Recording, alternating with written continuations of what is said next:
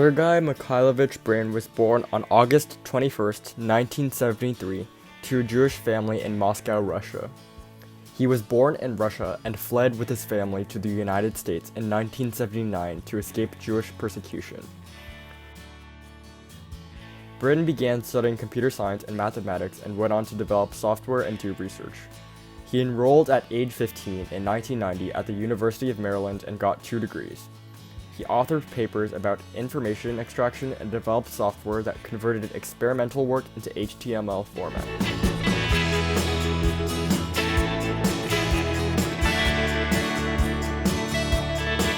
The biggest moment in the biography of Sergey Brin happened in March 1995 when he met Lawrence Larry Page at the spring meeting of the prospective PhDs in computer science. Brin was married to 23andMe co-founder Anne Wojcicki from 2007 until they separated in 2013 and finally divorced in 2015, after Brin had an affair with Google Glass marketing manager Amanda Rosenberg.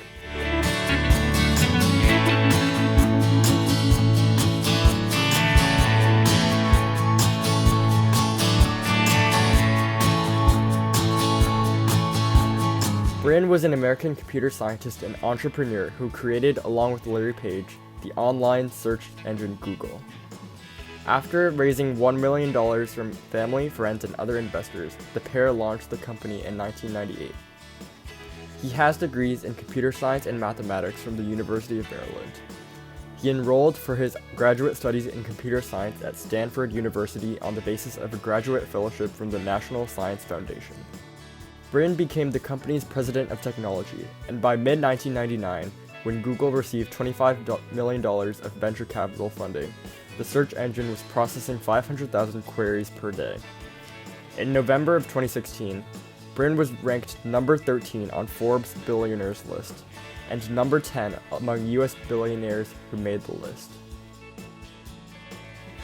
Google was founded on September 1998. It was published on August 2004. Google's growth was very rapid. It initiated partnerships to many business people who found Google very successful. Google is not only a search engine, it also included online productivity software like Gmail and social networking like Google+. Google still plays an important role in our lives today. Google developed into the world's most popular search engine and a media giant.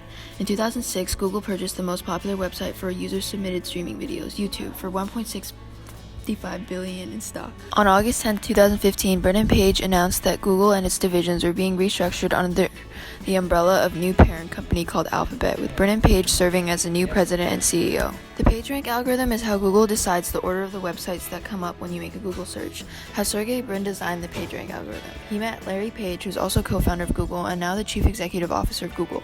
During the orientation in Stanford University, they first disagreed on a lot of things, but later on, they both had the idea of a Google search engine. Young scientists hypothesized that a search engine that analyzed the liaison between websites and ranked them according to their popularity must have been more efficient than the existing ranking methods of other search engines. Page and Brin were convinced that the most important ranking factor of web pages was backlinks, but not keyword stuffing.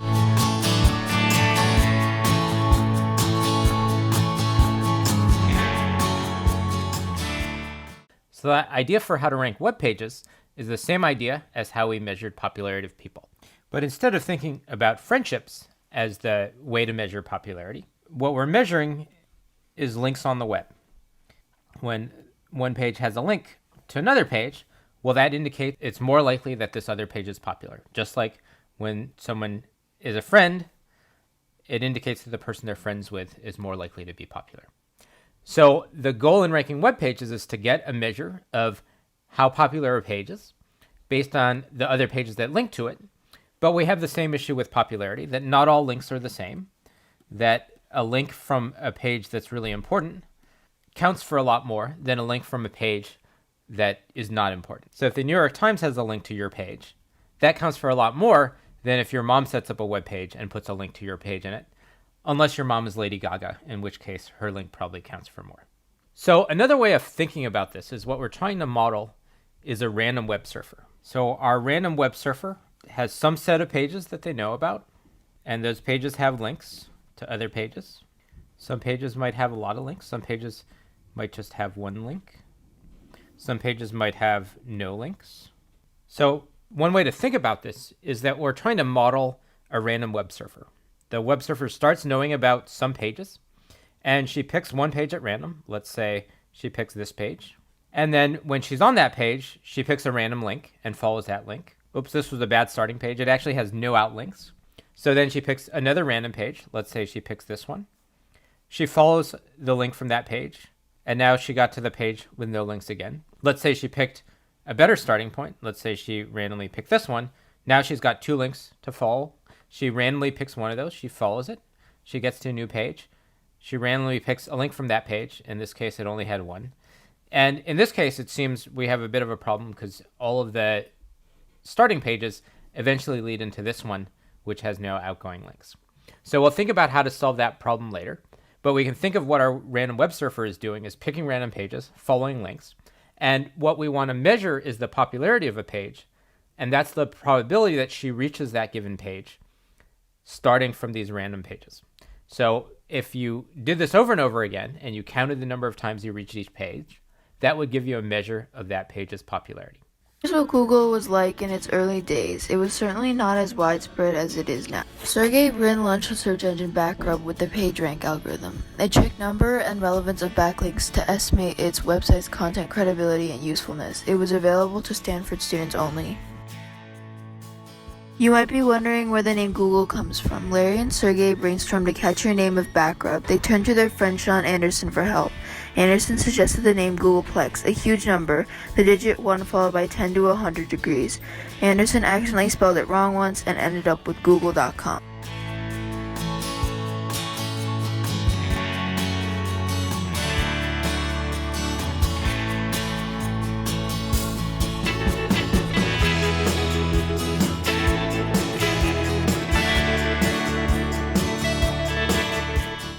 Just think about life without Google. If someone wants to know the answer to something as quickly and efficiently as possible, there's no other place to go than Google. The domain name Google.com was registered on September 15, 1997.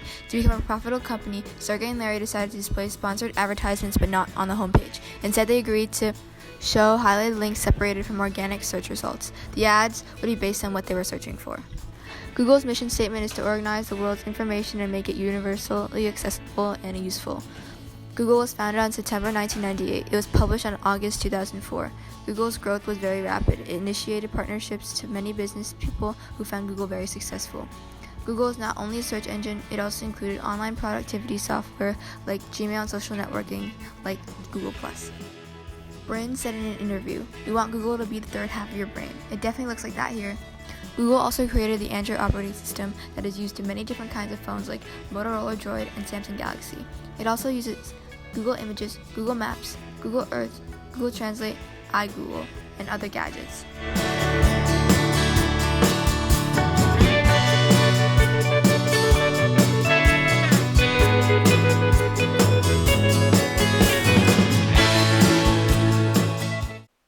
Who knew there was so much behind the scenes in making of Google? They called the search engine Google after the mathematical term Google, which is a 1 followed by 100 zeros, to reflect their mission to organize the immense amount of information available on the web. As of May 27, 2015, Sergey Brin holds a position of Director of Special Projects at Google, known as Google X, the secretive division of Google that focuses on high-risk projects such as Google Glass and airborne wind turbines.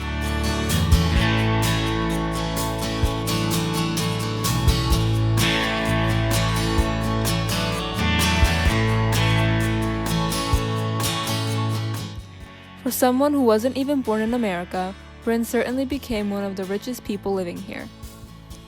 In November 2016, Brin was ranked number 13 on Forbes' billionaires list and number 10 among US billionaires who made the list. According to Forbes.com, as of November 2016, Brin's net worth was $37.9 billion. Google is so important to us. Google's search engine has helped a lot of people in many ways.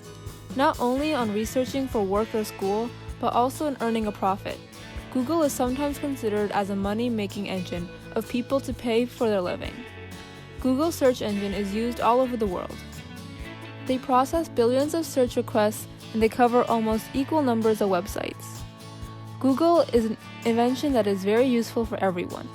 This reason alone makes the invention of Google by Sergey Brin and Larry Page very important. Here are some quotes from Brin. "I feel there's an existential angst amongst young people. I didn't have that. They see enormous mountains where I only see one little hill to climb. Solving big problems is easier than solving little problems.